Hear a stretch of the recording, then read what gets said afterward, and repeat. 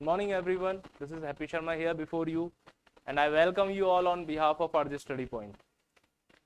आजकल हम देखते हैं रणवीर सिंह कुछ ज़्यादा ही सुर्खियों में चल रहे हैं। तो आज हम जैसे एक केस मतलब जो हमारा एक्ट है आज का वो है indecent representation of women prohibition act 1986। अब बात आती है इससे उसका क्या कनेक्शन है। अब वो तो वुमेन से रिलेटेड है, बट इसको जनरली हम देखते हैं समझते हैं कि जो भी आजकल चल रहा है इसमें क्या है, रणवीर सिंह ने कुछ फोटोशूट कराए, फोटोशूट करवाए तो उन चीज़ों को पब्लिक किया, पब्लिश अगर जब उनको कर दिया तो पब्लिकली जब वो पब्लिक डोमेन में कोई चीज़ आती है तो उस चीज़ को ये किस चीज़ का सहारा लेते हैं, ये लेते हैं आर्टिकल 19(1)(a जो कि है right to speech and expression.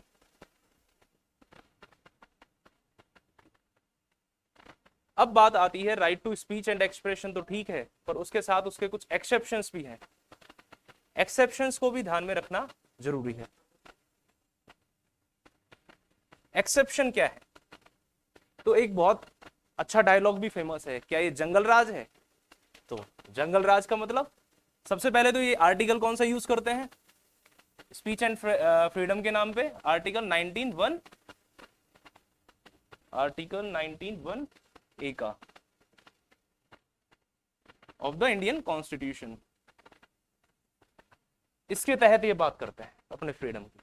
लेकिन ये एक आर्टिकल 19(2) है, उसमें कुछ एक्सेप्शन दे रखे हैं।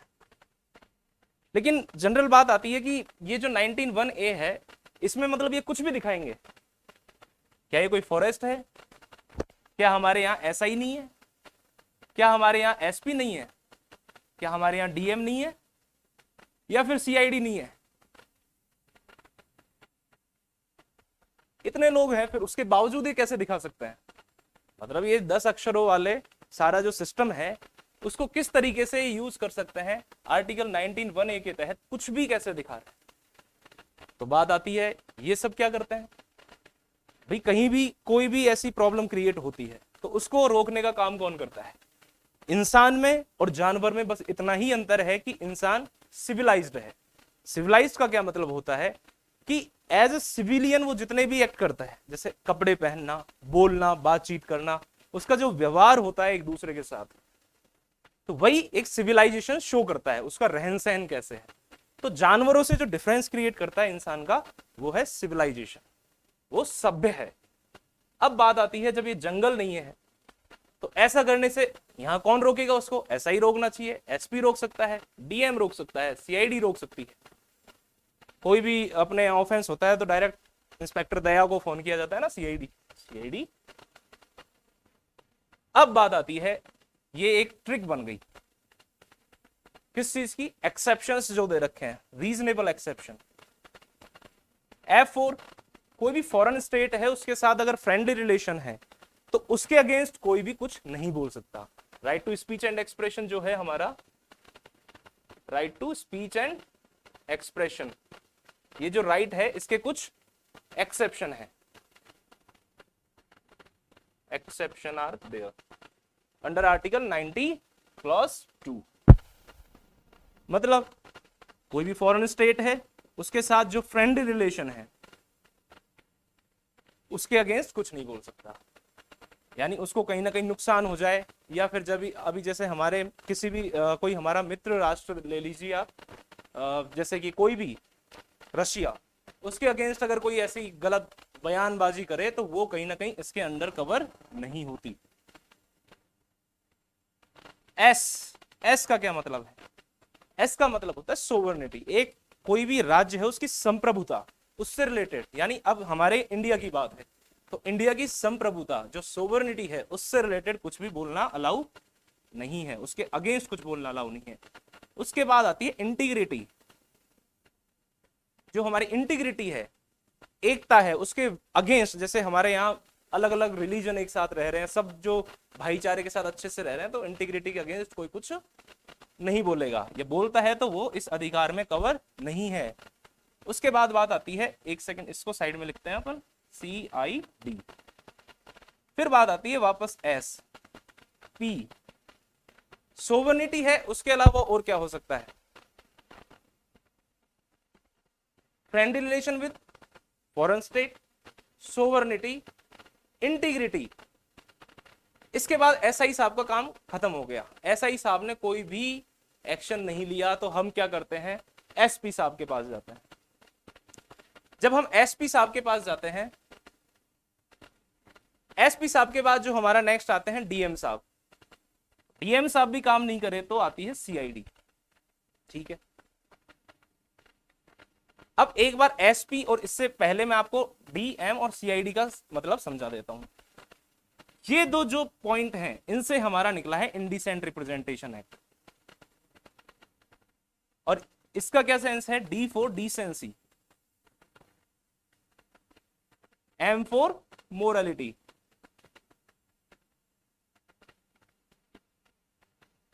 और कहीं ना कहीं इस आई का भी रोल है इस एक्ट के। आई का मतलब क्या होता है? कोई भी ऐसा ऑफेंस, उससे रिलेटेड इंसाइटमेंट, यानी इंसाइटमेंट ऑफ एनी ऑफेंस। कोई भी ऑफेंस करने के लिए किसी पर्सन को इंसाइट किया जाए, उत्सुकता लाना एक तरीके से, तो वो चीज कहीं ना कहीं इसमें है, incitement of offence. C for contempt of court, और डी फॉर डिफेमेशन। मतलब कोई भी ऐसी चीज article 19(1)(a right to speech and expression में प्रोटेक्ट नहीं है, जो कि आर्टिकल 19(2) के एक्सेप्शन में आती है। ये सब एक्सेप्शन है। अब बात आती है कि जो रणवीर सिंह की फोटोग्राफ का अभी चल रहा है, तो उसका पीनल लॉज से रिलेटेड उसका क्या सेंस है? तो हमारे आईपीसी में कुछ पीनल लॉज हैं, जैसे सेक्शन 292 ये बात करता है कि कोई भी ऐसा ऑब्सीन मटेरियल, बुक या फिर कोई भी पैम्पलेट वगैरह, या फिर कोई भी ऐसा कवर, या फिर ऐसा कोई भी इस तरीके का पब्लिकेशन नहीं किया जाएगा जिससे कि कहीं ना कहीं ऑब्सिनिटी आती है। ऑब्सिनिटी मतलब एक तरीके से अशिष्टता या अभद्रता टाइप। अब 292 जो बात करता है, वो बात करता है मेल और फीमेल दोनों को कवर करता है। एक इसमें मैन भी कवर है और एक वुमेन भी कवर है। फिर आता है सेक्शन 293, ये बात करता है कोई भी यंग पर्सन को ऐसी चीज सेल वगैरह नहीं की जाएगी। ऑब्सीन आइटम्स जो भी। यंग पर्सन कौन होगा? यंग पर्सन होगा जिसकी एज लेस देन 20 ईयर्स है।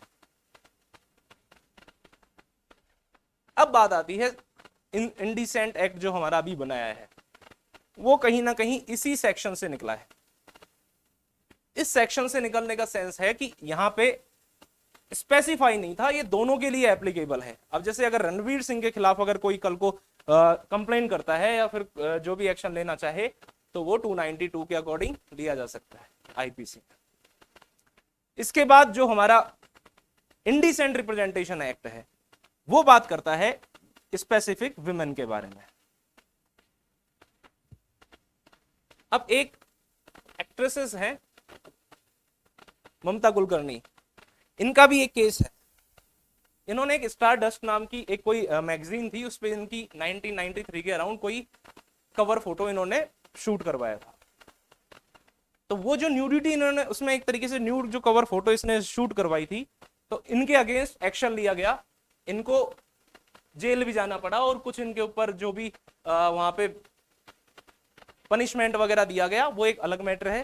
पर इनको अगर डील करना है, अब बात आती है इन्होंने खुद ने दिया, तो ये विमेन है, तो क्वेश्चन आता है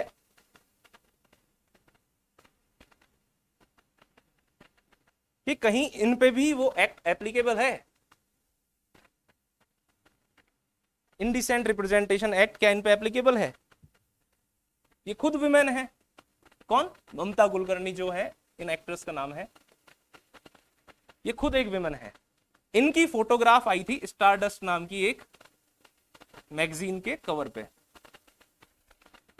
अब बात आती है कि ये खुद एक विमेन है, तो पहली बात तो एक विमेन का इस तरीके से चित्रण, दूसरा खुद विमेन के द्वारा, यानी यहाँ पे देखा जाए तो जो एग्रीव्ड है, मतलब एग्रीव्ड इन द सेंस कि कंप्लेनेंट भी यही हो सकता है, कोई विमेन हो सकती है, और एक्शन भी क्या विमेन के अगेंस्ट लिया जा सकता है, मैन के अगेंस्ट तो लिया ही जा सकता है इस एक्ट के अंदर। पर ये दोनों क्वेश्चंस का आंसर कर देता है। जो ममता कुलकर्णी है उनको चार्ज किया गया था, उनको इंडिसेंट रिप्रेजेंटेशन एक्ट के अंदर भी उनको चार्ज किया गया, क्योंकि एक्ट है 1986 का, और ये केस है नियर अबाउट 2003 के समथिंग, या 93 या कुछ ऐसा केस है।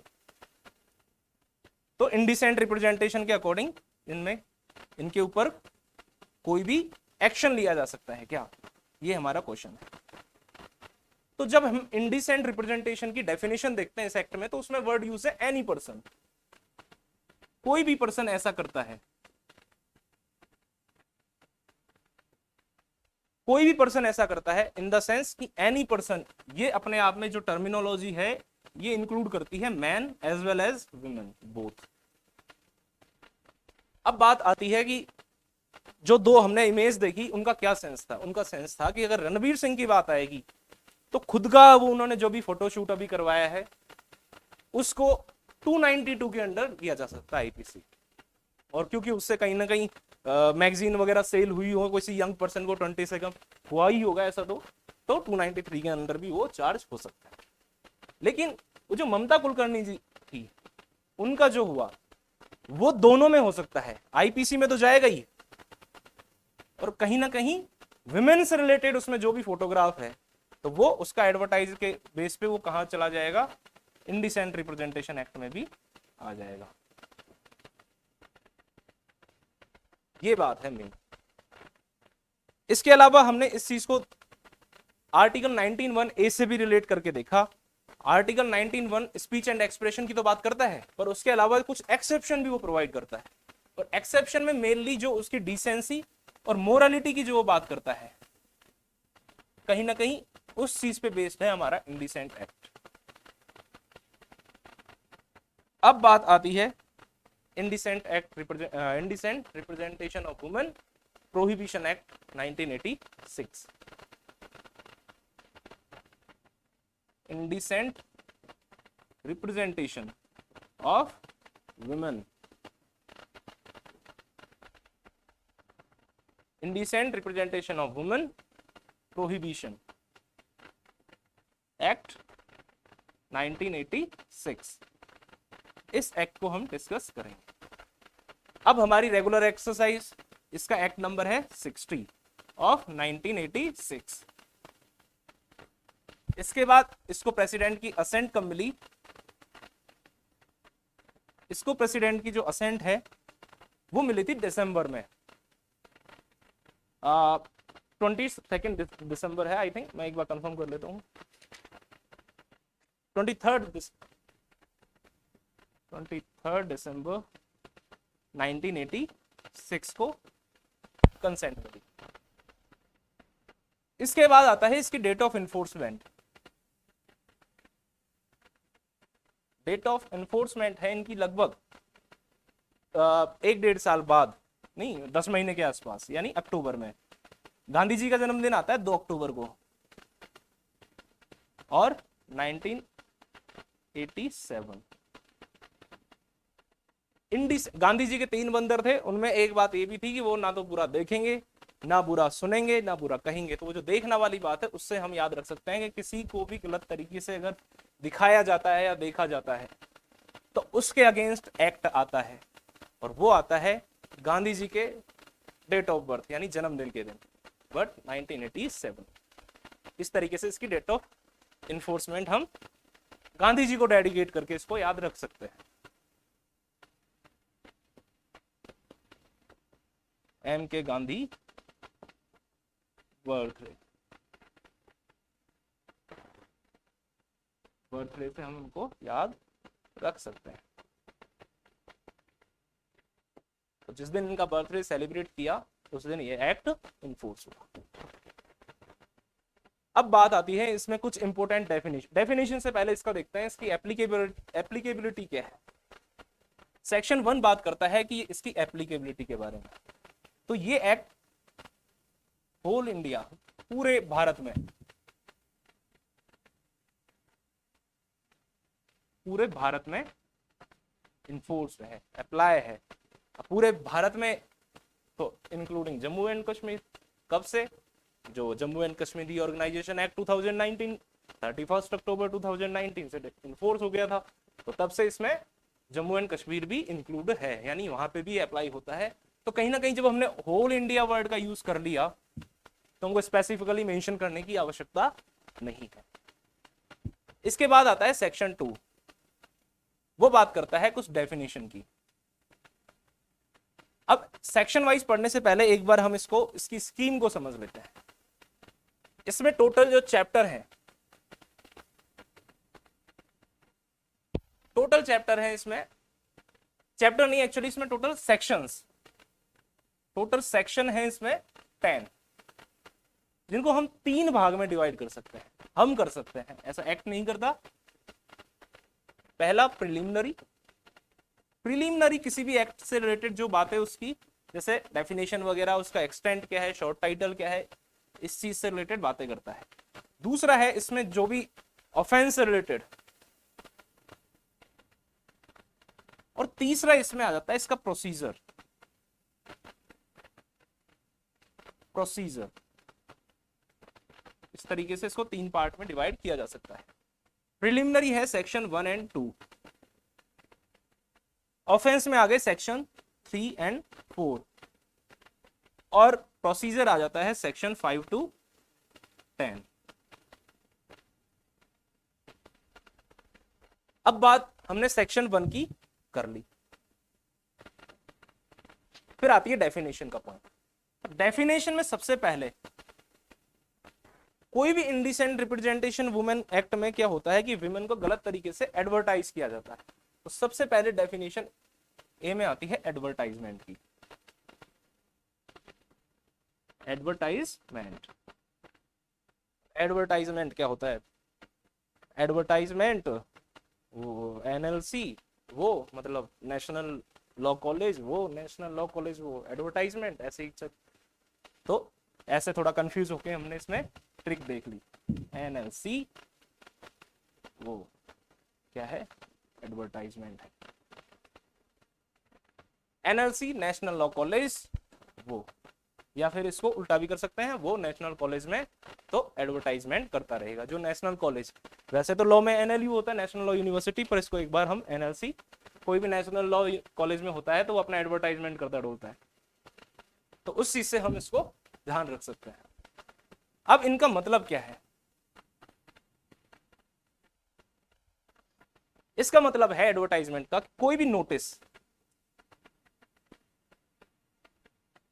कोई लेबल,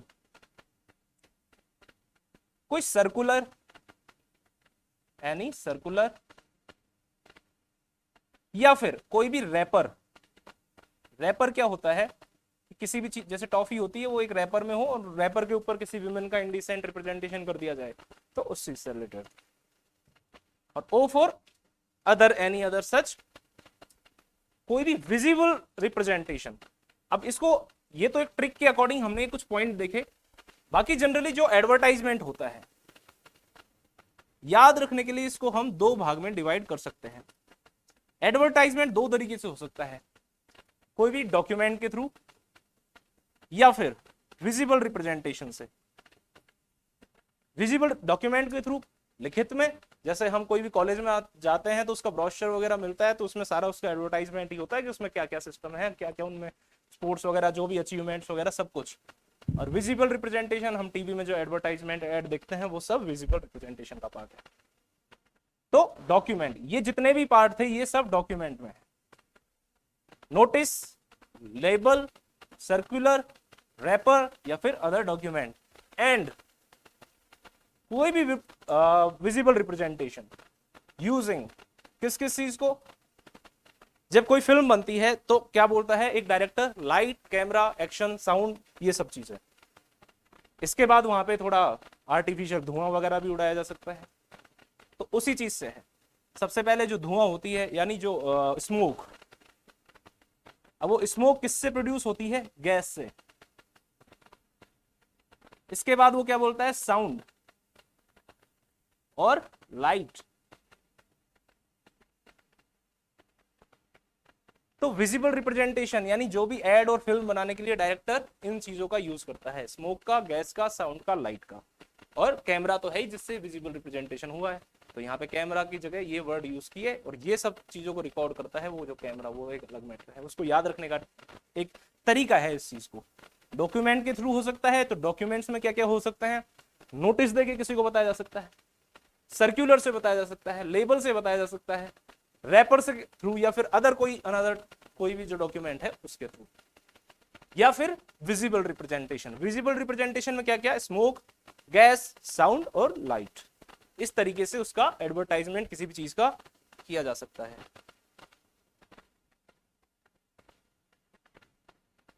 अब बात आती है सेक्सुअल हैरेसमेंट की। सेक्सुअल हैरेसमेंट क्या होता है? इससे पहले जनरल अगर हम लेबल देख लें तो लेबल क्या होता है कि कोई भी,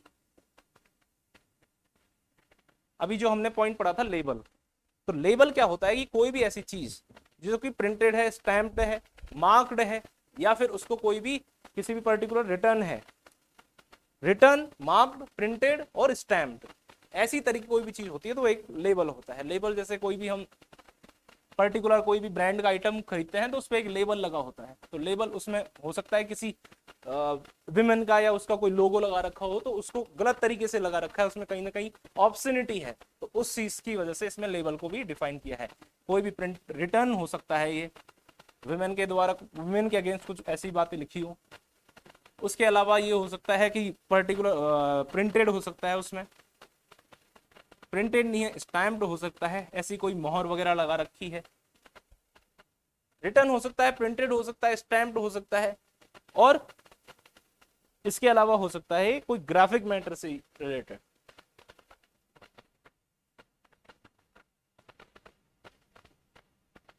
ग्राफिक मैटर। इसके बाद पैकेजिंग से रिलेटेड आती है, कोई भी पैकेजिंग क्या होगी, उसमें कोई भी टिन है या फिर ऐसा कोई भी ऑब्जेक्ट है जिस पर्टिकुलर, उन सब चीज से रिलेटेड बात आ जाती है इसमें पैकेज में।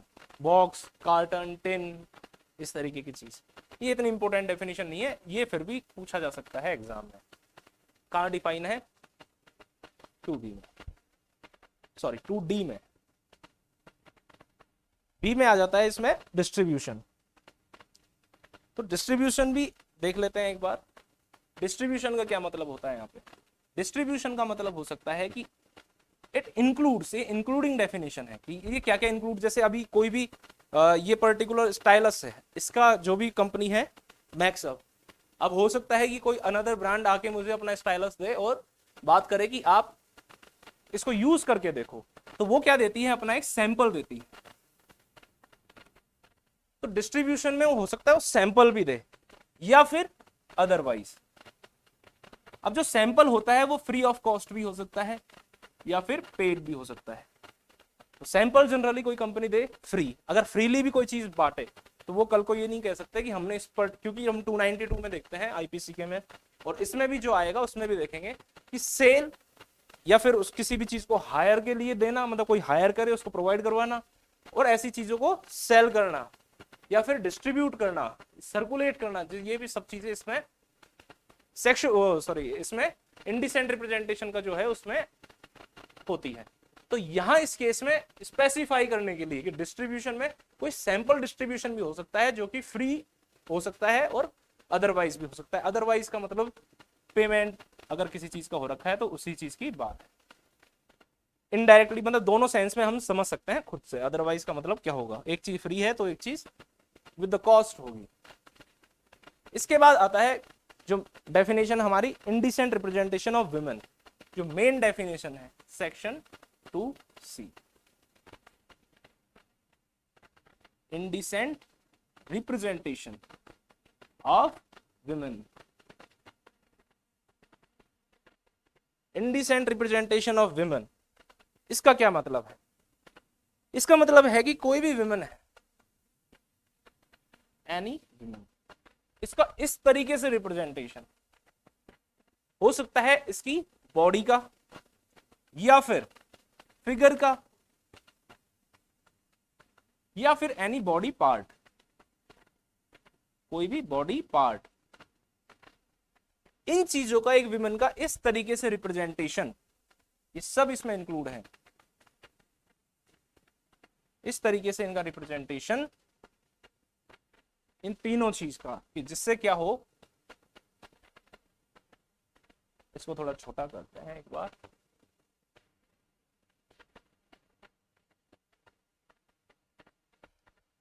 तो इन तीनों चीजों का इस तरीके से रिप्रेजेंटेशन करना कि ये कहीं ना कहीं समाज में गंदगी फैलाए, तो उसको इस एक्ट में जो लेजिस्लेशन की जो लैंग्वेज है उसके अकॉर्डिंग इसमें दे रखा है कि इंडिसेंट हो, ये सब कुछ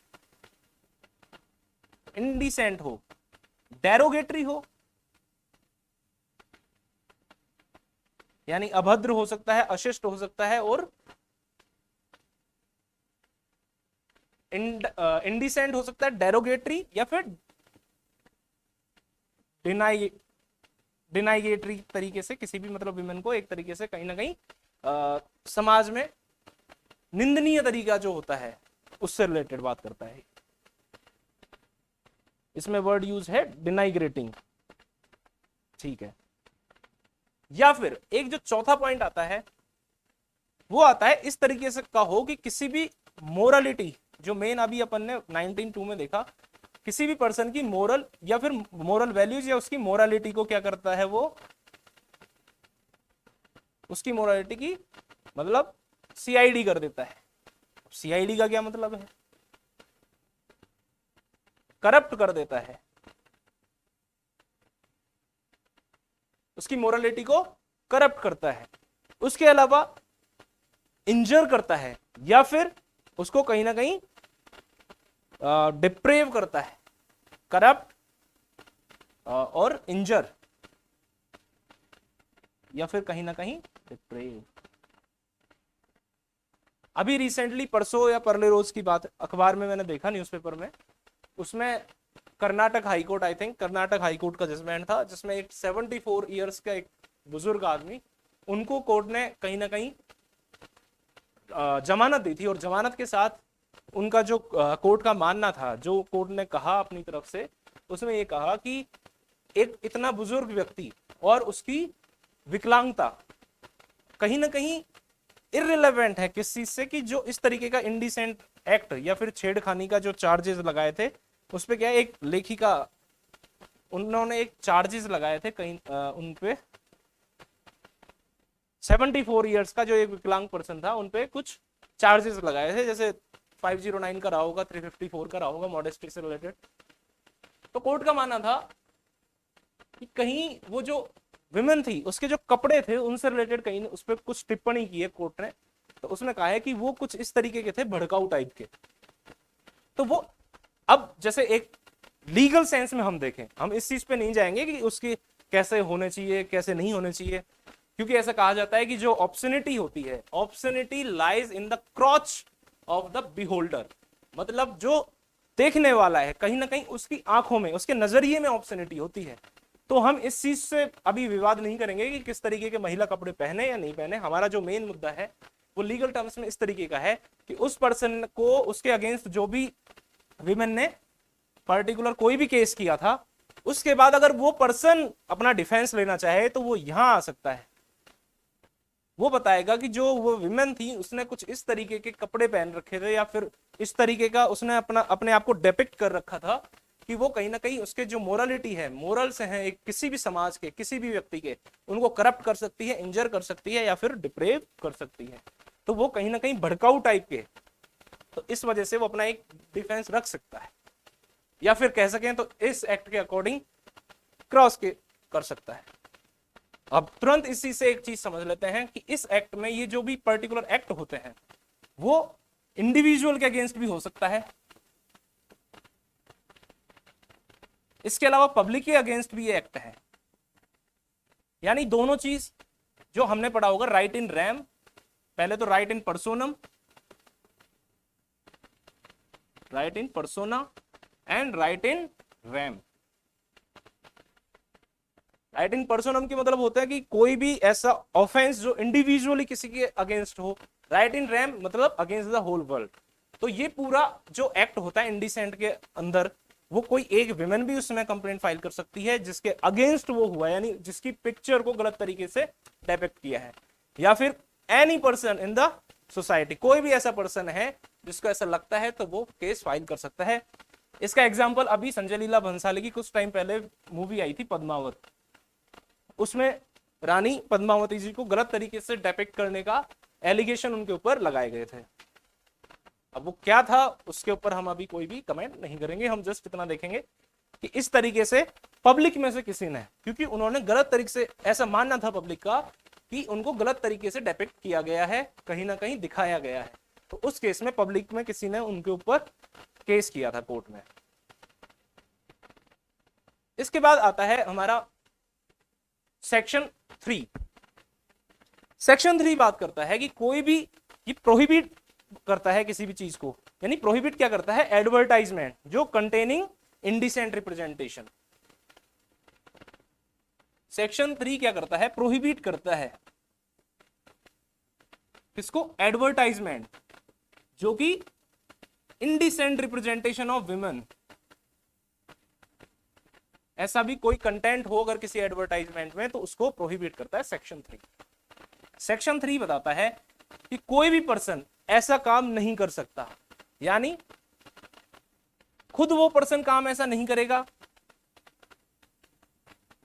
एक्ट नहीं करेगा, इसके अलावा उस एक्ट को करने में कहीं ना कहीं असिस्ट नहीं करेगा, या फिर कॉज टू बी डन, यानी इस तरीके का जो एक्ट है तो उसमें उसका कोई असिस्ट नहीं होना चाहिए। अब कॉज टू बी एक्ट का इनडायरेक्टली हम समझ सकते हैं कि कहीं ना कहीं ये अबेटमेंट की बात करता है, खुद करता है या किसी को इस तरीके से करने के लिए प्रेरित करता है, या फिर उकसाता है, इंसाइट करता है, एड करता है, तो इस तरीके से उसका अबेटमेंट इसमें हम कहा जा सकता है कि इनडायरेक्टली इस एक्ट में उसका अबेटमेंट की बात की है। इसके अलावा वो कहता है कि इस तरीके से कुछ अरेंजमेंट्स नहीं करेगा। अब अरेंजमेंट से हम समझ सकते हैं कि वो पर्टिकुलर बात कर रहा है एक तरीके से कॉन्स्पिरेसी से रिलेटेड। कॉन्स्पिरेसी में क्या होता है कि किसी भी अरेंजमेंट्स करना या फिर तैयारी करना, प्रिपरेशन जो होती है वो स्टेज भी कहीं ना कहीं पनिशेबल होती है, तो ऐसा अरेंजमेंट करना सिर्फ, तो ये प्रिपरेशन की स्टेज आ गई। अब प्रिपरेशन का इनडायरेक्टली ये कहना चाहता है कि इस तरीके की दो आदमी मिलकर अगर कॉन्स्पिरेसी भी कर रहे थे, वो इस तरीके के अरेंजमेंट्स कर रहे थे, तो वहीं पे जाके उनको प्रोहिबिट किया जा सकता है इस एक्ट के अंडर। तो इसको याद रखने का तरीका है एक्ट, उसके बाद उसका अबेटमेंट, उसके बाद उनकी कॉन्स्पिरेसी, इसके बाद इसका पॉइंट आता है कि वो किसी के साथ मिलकर भी ऐसा काम नहीं कर सकता, तो वो जनरली सेक्शन 34 जो है हमारा कॉमन इंटेंशन आईपीसी कहीं ना कहीं उसको दर्शाता है। तो इस तरीके से हम रिलेट भी कर सकते हैं और याद भी रख सकते हैं। तो जब हम इसका सेक्शन याद नहीं आए तो इसको किस तरीके से कि कोई भी ऐसी चीज पब्लिश करता है, कोई भी ऐसा इंडिसेंट ऑफ वुमेन जिसमें उसका रिप्रेजेंटेशन हो, इस तरीके से वो पब्लिश करेगा, तो वो खुद पब्लिश नहीं करेगा, यानी वो खुद एक्ट नहीं करेगा, या फिर कोई और पर्सन है उसको करने के लिए अबेट नहीं करेगा। उसके अलावा ऐसे कुछ अरेंजमेंट भी अगर वो करते मिले, यानी कॉन्स्पिरेसी में भी है, तो भी वो प्रोहिबिट है इस एक्ट के अंडर।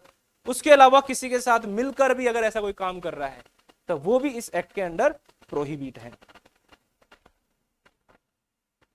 तो इसके अकॉर्डिंग अगर वो taking part with any other person, मतलब सेक्शन 34 की ही बात है। तो इस तरीके से इसमें कुछ पॉइंट्स हैं जिसको हमने आईपीसी से कनेक्ट करके इसको समझा जा सकता है और याद रखा जा सकता है। इसके बाद आता है सेक्शन 4। सेक्शन 4 प्रोहिबिट करता है कि कोई भी पब्लिकेशन और सेंडिंग बाय पोस्ट, किसी भी ऐसी इंडिसेंट रिप्रेजेंटेशन अगर विमेन का है तो उसको प्रोहिबिट क्या करता है कि उसका पब्लिकेशन या फिर उसको sending by post of books और पैम्पलेट एक्सेट्रा जो कंटेन करता है ऐसा इंडिसेंट रिप्रेजेंटेशन ऑफ वुमेन। तो इसको याद रखने के लिए जो मैं समझता हूं एक ट्रिक है। ट्रिक क्या है, उसको एक सीक्वेंस है पूरा कि सबसे पहले होता है एक खाली पेपर। खाली पेपर पे क्या हो सकता है, कोई भी पर्टिकुलर उस पे सबसे पहले उस पे कुछ फिगर बनाया जा सकता है, फिगर ड्रॉ किया जा सकता है, उस पे पेंटिंग की जा सकती है। इसमें जो सीक्वेंस है सेक्शन 4 में वो अलग है, और मैंने याद करने के अकॉर्डिंग जो मेरे अकॉर्डिंग मैंने सीक्वेंस बनाया वो थोड़ा अलग है। वो है पेपर होगा, उस पर कोई फिगर बनाया जा सकता है, टोटल 11 पॉइंट है। पेपर है, फिगर बनाया जा सकता है, पेंटिंग की जा सकती है, पेंटिंग के अलावा उस पर क्या किया जा सकता है, कुछ भी ड्राइंग की जा सकती है। पेपर, फिगर, पेंटिंग, ड्राइंग, उसके अलावा उस पर कुछ भी रिप्रेजेंट किया जा सकता है। इनके थ्रू क्या किया जाएगा, इसको याद ऐसे रखेंगे, कोई खाली पेपर था, उस पर कुछ फिगर बनाया या पेंटिंग की या फिर ड्राइंग की, उससे किसी को रिप्रेजेंट किया, रिप्रेजेंट करके हो सकता है उसकी कोई फोटोग्राफ बना दी हो। फोटो के बाद नेक्स्ट लेवल का क्या, फोटो से पहले पेपर पे क्या बनती है जनरली, बुक या फिर पैम्पलेट,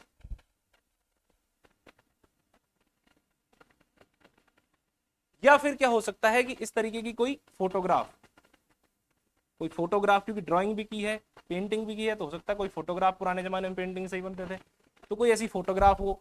या फिर फोटोग्राफ का नेक्स्ट लेवल क्या आता है, फोटोग्राफ से मिलके बनती है स्लाइड, कोई ऐसी स्लाइड बना दी, और स्लाइड भी बहुत सारी मिल जाए तो क्या बन जाती है, एक फिल्म। कितने हो गए, 1 2 3 4 5 6 7 8 9 10, एक क्या रह गया, सेंडिंग बाय पोस्ट, जो इसकी उसमें ही लिखा है, और सेंडिंग बाय पोस्ट। यानी कोई खाली पेपर, उस पर कोई फिगर या फिर पेंटिंग या फिर कोई ड्राइंग, इनसे क्या किया, किसी भी चीज को रिप्रेजेंट किया, और रिप्रेजेंट करके उसको क्या बना दिया, कोई बुक लिख दी, या फिर ऐसी कोई टेम्पलेट कर दिया, छाप दिया मतलब, या फिर कोई उस पर फोटोग्राफ ड्रॉ कर दी, या फिर उनकी कोई फोटोग्राफ्स को बना के स्लाइड, जो स्लाइड्स होती है ना, स्लाइड बना दी, एक से ज्यादा फोटोग्राफ, और स्लाइड से मिलकर उनको कोई या फिर फिल्म बना दी। फिल्म के अलावा इनको सेंडिंग बाय पोस्ट, ये याद रखने का तरीका है कि इन सब चीज को सेंड किया बाय पोस्ट, तो वो सब चीज आती है इंडिसेंट रिप्रेजेंटेशन में। तो इन सब चीज का क्या किया कि जो ये रखते थे ऐसा सब कुछ, ये सब चीज रखना ही कहीं ना कहीं इंडिसेंट रिप्रेजेंटेशन है। इनका प्रोडक्शन, ये सब बनाया, तो सबसे पहले इनको प्रोडक्शन किया, फिर उसके बाद हो सकता है उनको सेल किया, या फिर हो सकता है उनको अवेलेबल कराया हायर के लिए, या फिर हो सकता है उनको डिस्ट्रीब्यूट किया, फ्री में भी डिस्ट्रीब्यूट किया जा सकता, या फिर उनका सर्कुलेशन हुआ। तो ये सब चीजें रिप्रेजेंटेशन है। इनको क्या करता है, ये प्रोहिबिट करता है। कौन, सेक्शन 4 प्रोहिबिट करता है, और इस सब चीज को ऑफेंस की कैटेगरी में डालता है। अब इसको ऑफेंस की कैटेगरी में डालता है तो इसका एक पनिशमेंट भी प्रेस्क्राइब है।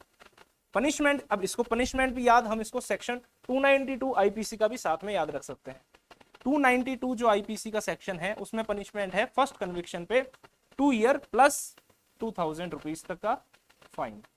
सेकंड या फर्दर जो भी सब्सिक्वेंट कन्विक्शन है उस केस में 5 ईयर की पनिशमेंट प्लस 5000 रुपीज तक का इसमें फाइन लगाया जा सकता है आईपीसी।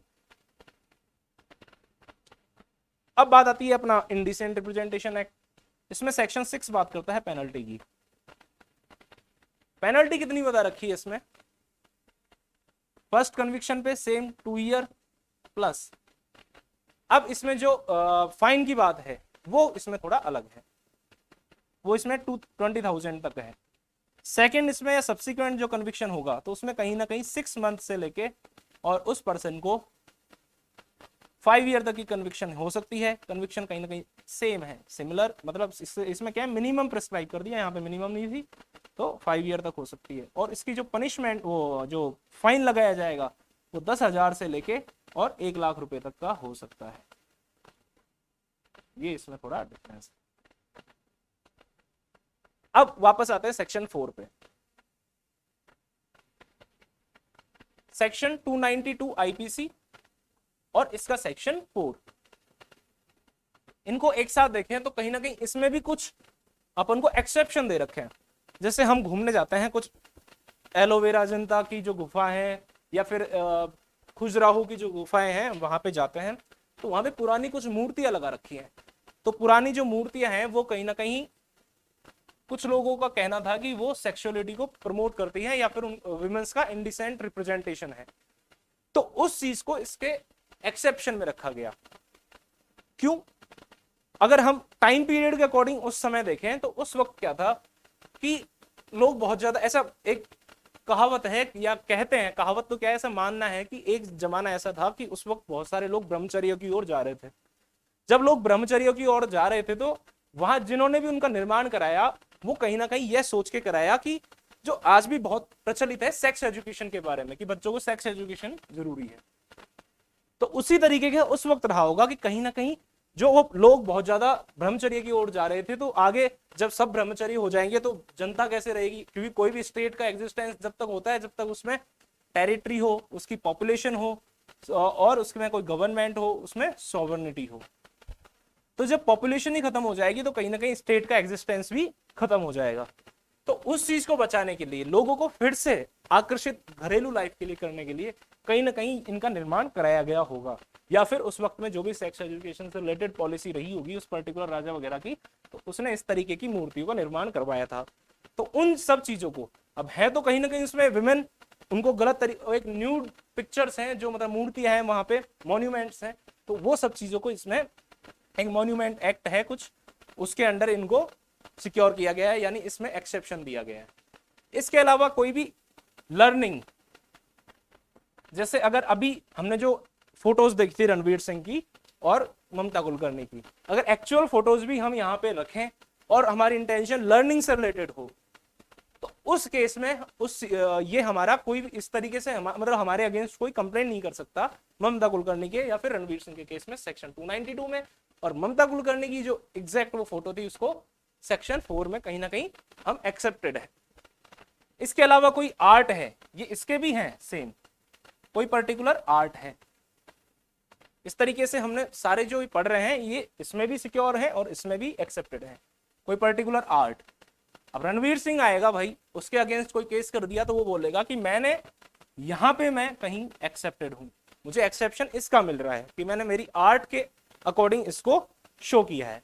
पर भाई ये जो आर्ट है ये एक अलग चीज है, और वो जो पब्लिसिटी कर रहा है वो एक अलग चीज है, वो न्यूडिटी फैला रहा है कहीं ना कहीं, तो ये आर्ट में कवर नहीं हो सकता। उसने कोई मूवी में ऐसा रीजनेबल कोई एक्ट नहीं किया कि उसको इसके अंडर एक्सेप्ट किया जाए। तो ऐसी लर्निंग आर्ट या फिर कोई साइंस से रिलेटेड कोई ऐसा एक्सपेरिमेंटल हो या कुछ भी हो, साइंस की बुक्स है उसमें रिप्रोडक्शन नाम के चैप्टर और इस तरीके की जो टीचिंग है वो जरूरी है, जब भी तो लोग आगे जाके समझेंगे उस चीज को। तो आज जो भी हम पढ़ रहे हैं उसको ब्रॉड माइंड से समझना है। अब इन सब चीजों से रिलेटेड है तो ये एक्सेप्टेड है, ऐसा नहीं कि कल को एनसीईआरटी की बुक में ऐसा कोई चैप्टर है तो उसी पे जाके उनके ऊपर ही केस कर दिया जाए, तो ऐसा नहीं, इसको कहीं ना कहीं ये एक्सेप्टेड है। इसके अलावा जो भी मॉन्यूमेंट्स वगैरह हैं, मंदिर वगैरह हैं, उनकी टेम्पल्स की जो दीवारें हैं उन पे अगर ऐसी कोई फोटोज हैं, उसके अलावा उनकी कोई भी पर्टिकुलर ऐसी कार वगैरह है जो कि पब्लिसिटी करती है कहीं ना कहीं या फिर कन्वीनियंस के लिए यूज होती है एक जगह से दूसरी जगह पे, मूर्तियां वगैरह, जैसे हम कोई शोभा यात्रा वगैरह निकालने लग जाए ऐसी मूर्तियां वगैरह की किसी कार वगैरह पर्टिकुलर जगह पे रख के, तो ऐसा नहीं कि उसको भी जब्त कर लिया जाए, वो कहीं ना कहीं एक्सेप्टेड है। क्योंकि इस केस में क्या होता है, यहाँ पे एक सेक्शन 5 में कोई भी गेजेटेड ऑफिसर, जब इसको आगे डिस्कस करेंगे डीपली, बस इतना समझ लीजिए, कोई भी गेजेटेड ऑफिसर या फिर कोई भी पर्सन जो कि जाके इंक्वायरी वगैरह करता है, सीज करने के लिए जाता है ऐसे ऑब्जेक्ट्स को या आर्टिकल्स को या फिर कोई भी ऐसे एडवर्टाइजमेंट वगैरह को, तो वो क्या करता है, कोई पर्टिकुलर, जैसे ये एक अलमारी है, अलमारी में मैंने बहुत मजबूती से कोई ऐसी फोटो लगा रखी है या फिर कोई भी ऐसी ऑब्जेक्ट लगा रखी है जो कि सेपरेट नहीं किया जा सकता, तो इस अलमारी की वैल्यू को ध्यान में रखते हुए इसकी मतलब इसको कोई चोट नुकसान ना पहुंचे, तो इस तरीके से इस अलमारी सहित ही वो कहीं ना कहीं उसको सीज कर सकता है। तो इस चीज का हमने एग्जांपल क्यों दिया कि कार जो पर्टिकुलर एक जगह से दूसरे जगह पे आने जाने के लिए यूज हो रही है, उसमें अगर ऐसी मूर्तियां इस तरीके से लगा रखी हैं, वो कहीं ना कहीं उसको पब्लिसिटी के लिए है या फिर किसी भी पर्पज से है, तो उस अब मूर्तियां तो नहीं हटेंगी तो पूरी कार को भी यहाँ पे जब्त किया जा सकता है। तो इस वजह से ये सब चीज जो भी कार का मतलब है कि मारुति नहीं, मतलब कोई भी ट्रक वगैरह जो भी है, मतलब गाड़ी, उसको कहीं ना कहीं यहाँ पे एक्सेप्शन में रखा गया है। ये इसका लॉजिक था, मतलब जो ये टर्म्स यूज हुई है इसके एक्सेप्शन में वो क्यों है ऐसा, तो उनको हम लॉजिक सहित इनको समझ रहे हैं। इसके अलावा अगर कोई मूवी है, जैसे अभी वो पद्मावत मूवी का हमने एग्जांपल लिया, तो उनका कहना था कि सेंसर बोर्ड ने इसको ऑलरेडी कुछ जो भी कट थे रिक्वायर्ड उनको लगा लगू के उसको सर्टिफाई कर दिया है। सर्टिफाई होता है सेक्शन 5A या 5B जो है उसका, दोनों उसके अकॉर्डिंग उनको सर्टिफिकेट वगैरह दिए जाते हैं कोई भी मूवीज को, किसमें सेंसर बोर्ड देता है, जो सिनेमेटोग्राफी एक्ट है।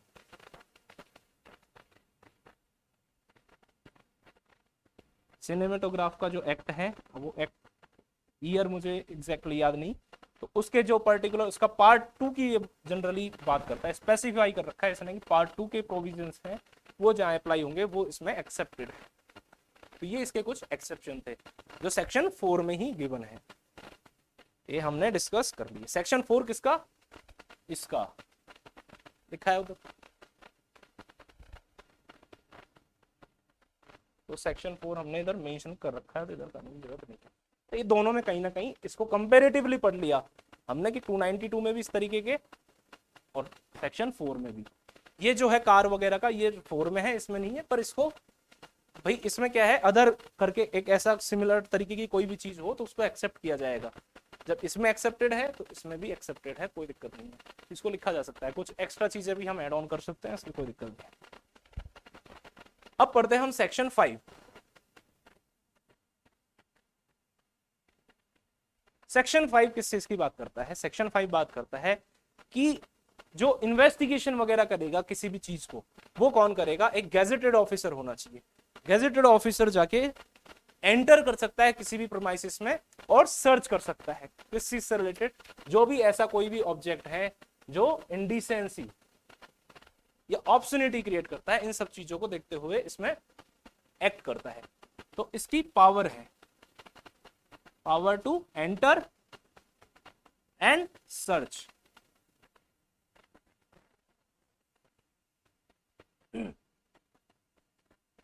तो इसमें क्या है, सबसे पहले जो मेन पॉइंट याद रखने का वो है कि कोई भी गैजेटेड ऑफिसर होना चाहिए। अब गैजेटेड ऑफिसर कौन होता है, जिसको appropriate government by gadget notification into the gadget, gadget में नोटिफिकेशन निकाल के उस पर्टिकुलर का अपॉइंटमेंट या जो भी करती है, डेजिग्नेट करे या अपॉइंटमेंट करे, तो वो होता है गैजेटेड ऑफिसर। उसके पास क्या होती है, पावर होती है कि वो कोई भी प्रीमाइसिस में जिसमें उसको लगता है कि ऐसा कोई एक्ट जो इसके इस एक्ट के अंडर ऑफेंस है, ऐसा कोई ऑफेंस हो रहा है या फिर हो चुका है, ऐसा कोई offence, power to enter and search किसमें, एनी प्रीमाइसिस में, कोई भी प्रीमाइसिस जहां पे उसको लगता है कि ऐसा कोई act had been committed under, जो कि ऑफेंस है अंडर दिस एक्ट, या फिर बीइंग कमिटेड, ऐसा हो रहा है, उसको लगता है कि यहाँ पे ऐसी कोई मूवी बन रही है गलत, या फिर किसी की तरीके से किसी का भी कोई मतलब, अब यहाँ पे बीइंग का मतलब क्या है, इसका रखने का जो सेंस है इस पर्टिकुलर टर्म का कि बीइंग ऐसा कोई ऑफेंस है कि जो हो रहा है इस पर्टिकुलर टाइम पे चल रहा है, तो इसको रखने का जो सेंस था अभी हमने देखा था, अबेटमेंट भी हो सकता है, कॉन्स्पिरेसी से रिलेटेड भी हो सकता है, अगर वो सारी कहीं ना कहीं प्रिपरेशन स्टेज में भी है, या फिर ऐसा कोई लाइव ऐसा कोई वो चल रहा है ऑलरेडी, कोई जैसे यूट्यूब वगैरह पे आजकल जो इलेक्ट्रॉनिक फॉर्म में आता है। अब इसमें एक चीज और, 1986 की उस वक्त इसमें कहीं ना कहीं जो ई का मतलब होता है इलेक्ट्रॉनिक साधनों से रिलेटेड जो भी होते थे उन चीजों को इंक्लूड नहीं किया, तो आईटी एक्ट का जो सेक्शन है 67 और 67A, ये भी इस एक्ट में कहीं ना कहीं रोल है इनका भी। इन एक्ट के इन सेक्शन के अंडर भी अगर कोई विमेन का गलत तरीके से होता है तो उसमें इस एक्ट के थ्रू भी कार्रवाई की जा, इस एक्ट के अंदर भी उसको पनिश किया जा सकता है, और इस एक्ट के जो ऑफेंसेस हैं उनके अंदर भी उसको चार्ज वगैरह किया जाएगा। तो बात आती है कि इस तरीके का, इसका मतलब जो ये बीइंग वर्ड यूज किया है यहाँ पे, तो इसका मतलब ये है कि कॉन्टिन्यूअस टेंस है, मतलब अभी भी वो चल रहा है, तो इस तरीके का इसमें कुछ गैजेटेड ऑफिसर होना चाहिए, पावर टू एंटर। हाँ, इसके अलावा अब ये जो बात है कि कोई भी प्रीमाइसिस में उसमें अगर कोई हाउस है, कोई ड्वेलिंग हाउस है या कोई पर्टिकुलर प्राइवेट हाउस है, तो उसमें अगर वो एंटर कर रहा है कि वहां पे इसके ऊपर एक एक्सेप्शन है, इसका एक्सेप्शन की तरह हम इसको याद रख सकते हैं कि उसमें वारंट की जरूरत होती है। हम मूवीज में देखते हैं कि कई बार पुलिस ऑफिसर आता है किसी भी घर की तलाशी लेने के लिए, तो उस केस में सबसे पहले उसका जो भी पर्सन डोरबेल बजने पे जाके दरवाजा खोलेगा, तो जाते इसका पहला पुलिस वाले का होगा कि हम आपके यहाँ तलाशी लेना चाहते हैं। तो उस पर्सन का जो पहला क्वेश्चन होगा, अगर वो समझता है, थोड़ा लॉ का जानकार है, तो उसका क्या आपके पास वारंट है, तो वारंट कौन सा, सर्च वारंट। अब इसको हम रिलेट कर सकते हैं सेक्शन 94 ऑफ सीआरपीसी से, वहां पे भी ऐसी जो भी ऑप्शन चीजें होती हैं उनको कहीं ना कहीं जाके सीज करने की पावर ये सेक्शन 94 ऑफ सीआरपीसी, ये कहीं ना कहीं ऐसी पावर प्रोवाइड करता है। इसके अलावा सीआरपीसी का इसमें सेक्शन 455 जो कि इसके डिस्पोज से रिलेटेड बात करता है कि वो किस तरीके से डिस्पोज किया जाएगा। अब भाई कोई भी चीज, उसमें कोई भी मटेरियल या कोई भी आर्टिकल, कोई भी एडवर्टाइजमेंट जो भी है, उनको इसने क्या किया है, सीज किया है। तो वो दो तरीके का हो सकता है, या तो वो इस तरीके का हो सकता है कि जिसको कोर्ट में नहीं पहुंचाया जा सके, जैसे कोई भी बड़ी शिला है, शिला के ऊपर कोई ऐसी पेंटिंग है या फिर कोई भी ऐसा डिपिक्शन है, तो उस केस में क्या होगा, कोई बिग स्टोन है,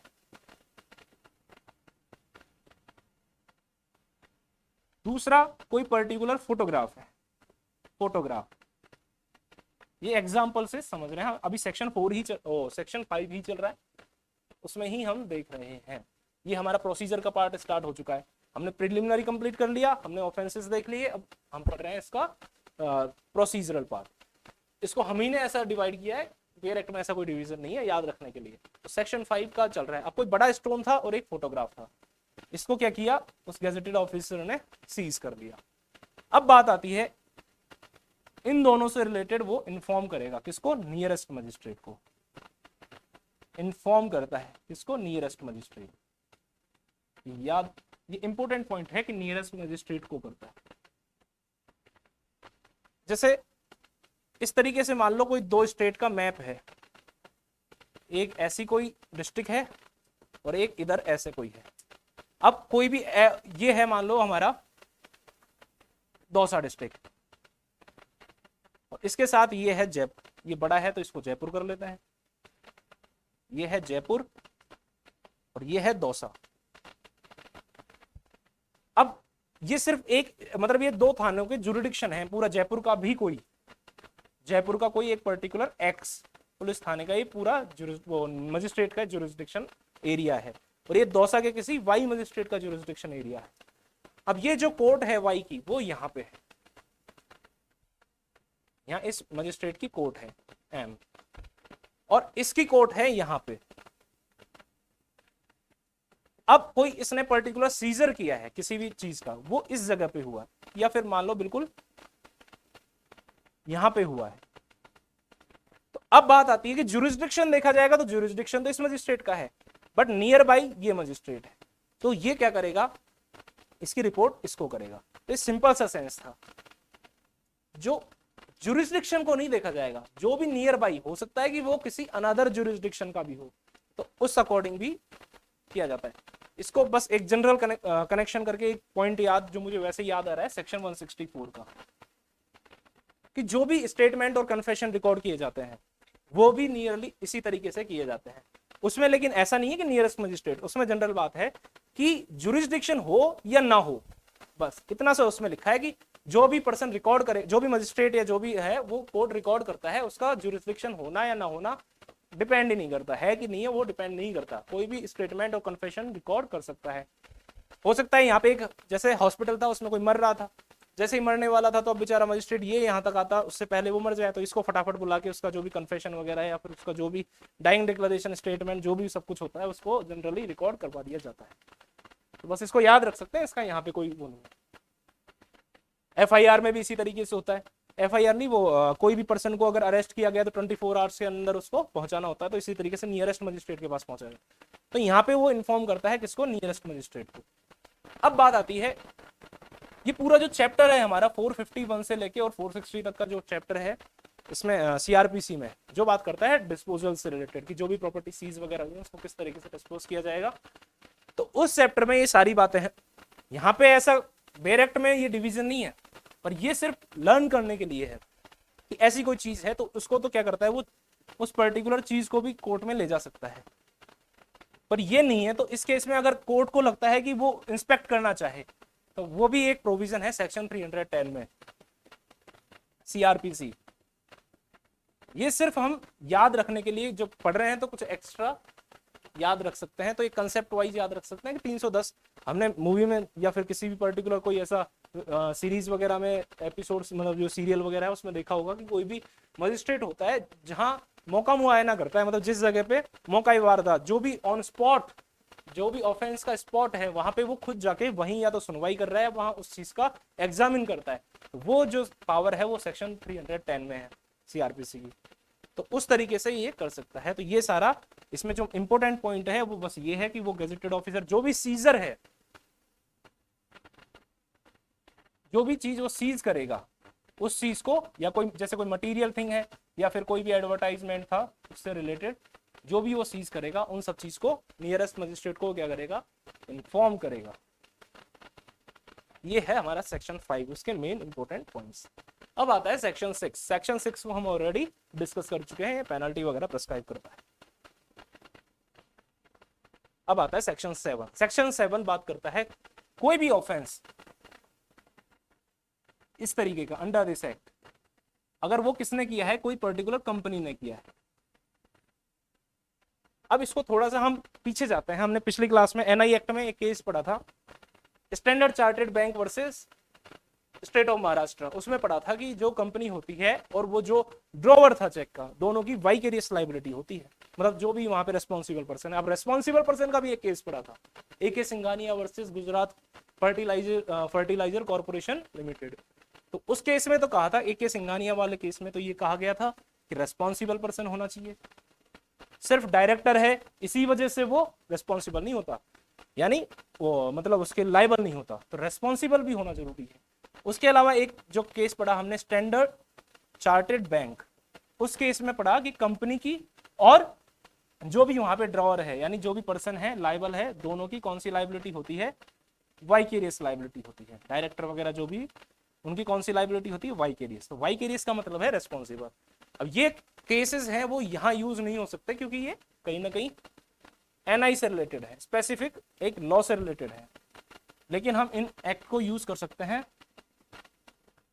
ध्यान रखने के लिए और लिंक करने, मतलब एक हमारी याददाश्त के लिए मैंने जस्ट बताए हैं। तो यहाँ पे भी सेम पॉइंट है। सबसे पहले कंपनी भी उस चीज के लिए जो भी एक्ट किया गया है उनके लिए लायबल होगी, किसके साथ साथ जो भी वहां पे डायरेक्टर हैं या फिर मतलब टोटल जिनके पास उसका कंट्रोल है, या फिर जो भी रेस्पॉन्सिबल पर्सन है, उनके साथ साथ कंपनी की भी लायबिलिटी आती है। ये दोनों लोग कौन होते हैं, यहाँ पे लायबल होंगे। अगर किसी कंपनी के द्वारा ऐसा ऑफेंस किया गया तो ये दोनों की लायबिलिटी होगी, दोनों को पनिशमेंट दिया जाएगा। इसके बाद बात आती है एक्सेप्शन की, जो यहां भी था एनआई में भी, एनआईए इसमें भी था और इसमें भी है। कौन सा, वही same, knowledge, absence of knowledge, और इसने ड्यू डिलिजेंस अप्लाई किया पर उसके बावजूद रोक नहीं पाया उस पर्टिकुलर ऑफेंस को होने से। कौन, जो भी डायरेक्टर है, सेक्रेटरी है, मैनेजर है, या फिर कोई अदर रेस्पॉन्सिबल पर्सन है, जो भी किसके लिए, उस कंपनी के बिजनेस के लिए रेस्पॉन्सिबल है, रेस्पॉन्सिबल फॉर जो भी उसका कंडक्ट है कंपनी का, या फिर जो भी उसका बिजनेस वगैरह है उस चीज से रिलेटेड, तो वो पर्सन की रेस्पॉन्सिबिलिटी बनती है। दोनों इसमें रेस्पॉन्सिबल होते हैं, कंपनी भी और जो भी कंट्रोल है, जिसके पास भी रेस्पॉन्सिबल पर्सन है, जो लायबल होते हैं, पनिश किए जाएंगे। इसके अलावा इसके ये एक्सेप्शन है, एक्सेप्शन में नॉलेज और ड्यू डिलिजेंस अप्लाई किया, मतलब वो जितना कर सकता था प्रयास उतना उसने प्रयास किया, उसके बावजूद वो रोक नहीं पाया। ये बात करता था हमारा सेक्शन 7। अब बात आती है सेक्शन 8 की। सेक्शन 8 किस चीज के बात करता है, सेक्शन 8 बात करता है कि जो भी ऑफेंसेस हैं इस एक्ट के अंदर, ऑफेंसेस अंडर दिस एक्ट, तो सबसे पहले बात आती है मतलब ऑफेंस का नेचर, यानी वो कॉग्निजेबल है या नॉन बेलेबल है या बेलेबल है, जो भी है, तो वो उस चीज की हम यहाँ पे बात करते हैं। तो सबसे पहला इसका फर्स्ट सबसेक्शन बात करता है कि इस एक्ट के अंदर जितने भी हैं वो बेलेबल ऑफेंस हैं और कॉग्निजेबल ऑफेंस है। अब दोनों का क्या सेंस है, मतलब अगर उसको बेल लेनी है तो उसको सीआरपीसी के 436 में जाना पड़ेगा। ये बस इतना सा सेंस है इस चीज का। कॉग्निजेबल ऑफेंस कौन से होते हैं, इसकी डेफिनेशन सीआरपीसी में गिवन है, उसके अकॉर्डिंग कोई भी ऐसा पर्टिकुलर ऑफेंस जिसमें पुलिस विदाउट वारंट अरेस्ट कर सकती है, विदाउट वारंट क्या किया जा सकता है, जो पुलिस होगी वो क्या कर सकती है, अरेस्ट कर सकती है, पुलिस में अरेस्ट। विदाउट वारंट, वो क्या होते हैं, कॉग्निजेबल। तो इसका फर्स्ट, इसके अंदर इस एक्ट में जो भी एक्ट हैं वो सारे क्या हैं, अवेलेबल हैं। सेकंड, सारे कॉग्निजेबल होते हैं। इसके बाद बात आती है सेक्शन 9 की। सेक्शन 9 बात करता है, ये प्रोटेक्शन देता है। प्रोटेक्शन किसको, कि इस एक्ट के अंदर जो भी काम किया गया है, इस एक्ट के अंदर बोनाफाइडली, बोनाफाइड वे में कोई भी एक्ट किया गया है, प्रोटेक्शन है उन लोगों को जिसने भी बोनाफाइडली एक्ट किया है, उनको क्या करता है ये सेक्शन, प्रोटेक्ट करता है। इसमें कहा गया है कि सेंट्रल गवर्नमेंट या फिर स्टेट गवर्नमेंट या फिर इन दोनों के एम्प्लॉइज, जो भी एम्प्लॉय है या जो भी ऑफिसर है, ऑफिसर जैसे हमने देखा सेक्शन 5 में, वो एंटर करेगा, उसके बाद पावर है ना एंटर करके जो भी सर्च वगैरह करने की, तो वहां पे वो सीजर भी करता है तो गलत तरीके से, लेकिन गुड फेथ में, गुड फेथ, कहां पे, गुड फेथ, गुड फेथ में अगर उसने कोई भी एक्ट किया है तो नॉट लाइबल,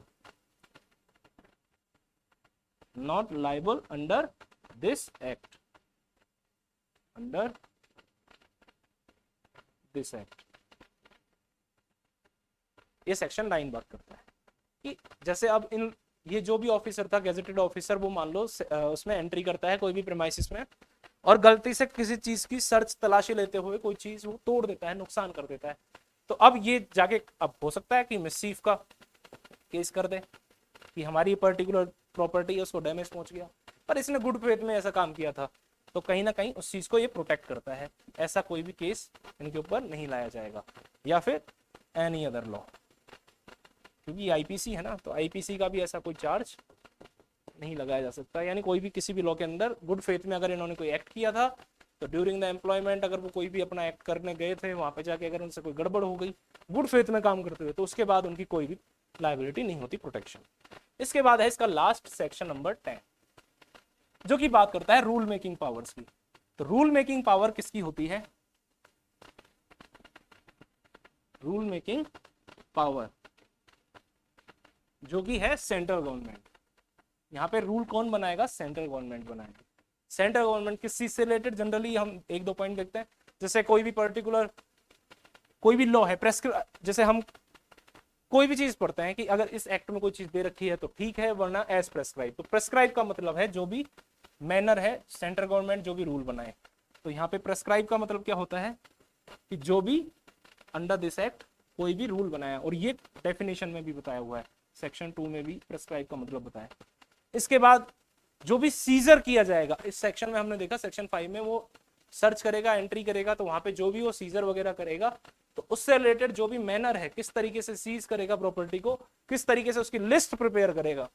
जब भी कोई सामान सीज किया जाता है तो उसकी एक लिस्ट प्रिपेयर की जाती, लिस्ट बनाई जाती है, और वो लिस्ट को क्या किया जाता है, वो जिस बंदे के यहाँ सीज किया है, जैसे मान लो गैजेटेड ऑफिसर था एक्स, वो घुस गया वाई के घर में, एंटर कर गया वाई के घर में, उसने सामान ए बी सी ये 3 सामान सीज कर लिए, ये सीज किए, तो इसकी क्या बनाएगा, वो एक लिस्ट बनाएगा, और लिस्ट किसको देगा, वाई को देगा। तो जिसके घर में जो आइटम सीज किए जाते हैं उसकी लिस्ट, तो इसका मैनर, ये लिस्ट को किस तरीके से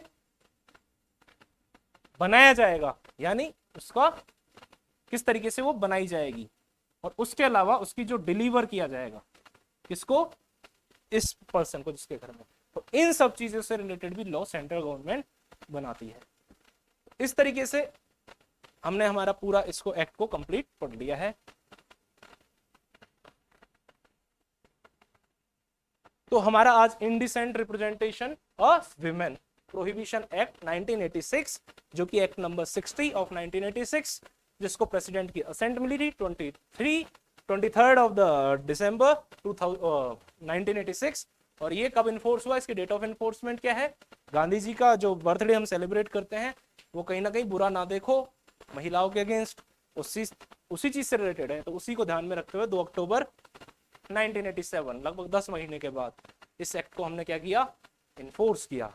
तो इस तरीके से हमारे ये एक्ट आज कंप्लीट हुआ।